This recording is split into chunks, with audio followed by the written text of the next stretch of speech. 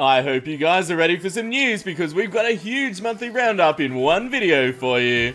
How's it going, crew? This is Happy Days, and today we're looking at awesome Terraria news for console and mobile, as well as including an awesome news spoiler for PC. If you entered our giveaway yesterday, I'll be announcing the winner later in this video. On for fun today, I know this news came out last week, but as you know, I just got back to making videos, so if you see anyone saying that in the comments, just post a single cookie as an emoji as a response to them. Alright, with that said, let's get started. So we got a tweet from the official Terraria account saying a bunch of news dropped on the Terraria forums for console, mobile, and PC. So I quickly went over, and there is a huge post from SafeMan, who's the community manager for Relogic. There is tons of news for each platform, so what I'll do, guys, is I'll break it down for you and I'll give you my thoughts on it as we go. It reads, "Greetings Terrarians, we hope that you're enjoying the latest patch for Xbox One and PlayStation 4. As promised, we want to provide you with quick monthly status update on all platforms. These monthly updates are really awesome. It's good the devs are giving us more frequent communication,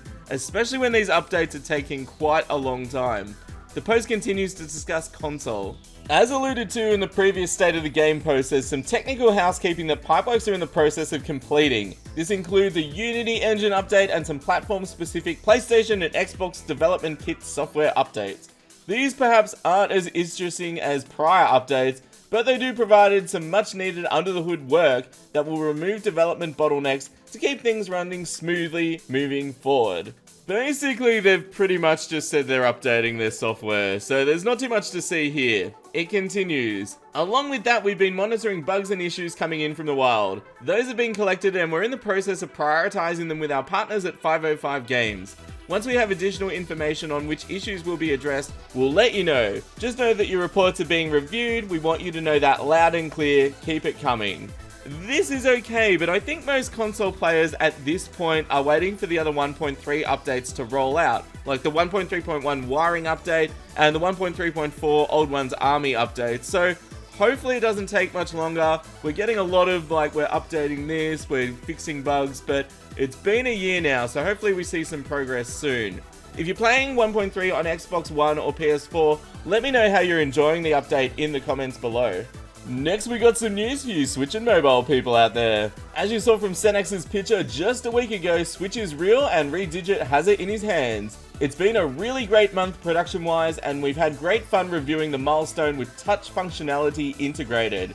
So yes, that's right, they've got touchscreen working on Switch, for Terraria, and the new UI, which is coming along nicely.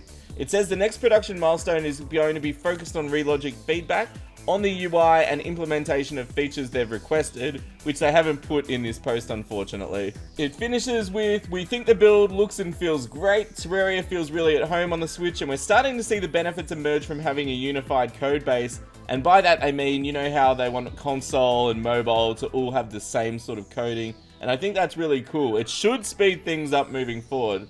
There's a lot of work left to do, but the team is happy where things are right now, and they said they're still looking good for the 2019 launch, which I think a lot of people think they should be, so that's good news.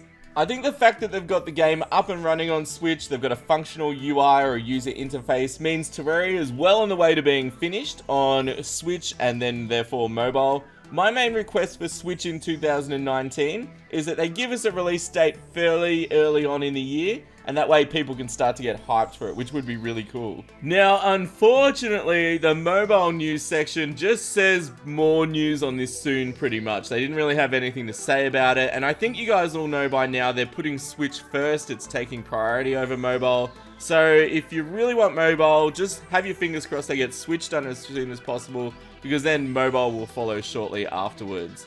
And lastly, we have some 1.3.6 spoiler news for PC, and it reads, "As you all know, 1.3.6 is heavily in development for PC, and yes, we've seen the 3 million spoilers, there's been quite a few of them.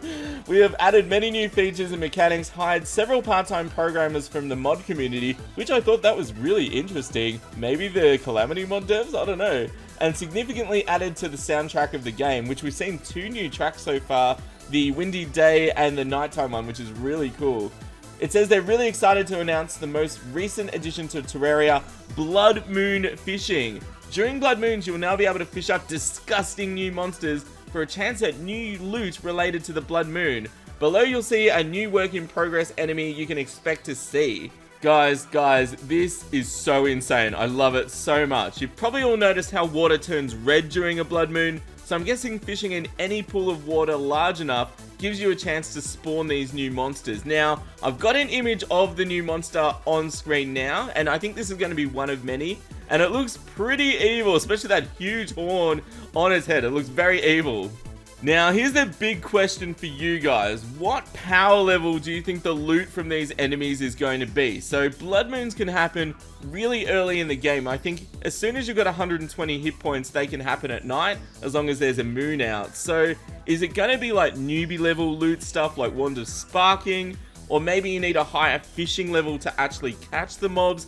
How do you guys think it's going to work? I've got a voting card on the screen, so let me know how you think blood moon fishing is going to work. Lastly, do you guys like how the devs are doing the monthly news update? I think it's really cool. I think it would be even better if they could have some spoiler images for each system each month. I think that'd actually show us what they're doing rather than just telling us.